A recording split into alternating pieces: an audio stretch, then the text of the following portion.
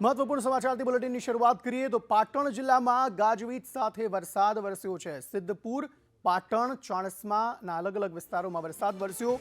લાંબા વિરામ બાદ વરસાદથી લોકો ખુશ જોવા મળી રહ્યા છે, પરંતુ કેટલાક વિસ્તારમાં પાણી ભરાઈ જવાની સમસ્યા સર્જાઈ છે। કેટલાક બાળકો જે છે તે આ વાતાવરણને માણી રહેલા જોવા મળી રહ્યા છે। લોકો પોતાના વાહનો દોરીને આ વિસ્તારમાંથી પસાર થતા જોવા મળી રહ્યા છે। તેટલા ઘૂંટણસમા પાણી આ વિસ્તારમાં ભરાયેલા જોવા મળી રહ્યા છે। આ પરિસ્થિતિ ન માત્ર એક કોઈ વિસ્તારની છે, પરંતુ અલગ અલગ વિસ્તારોમાં આ જ પ્રકારની સ્થિતિ જોવા મળી રહી છે।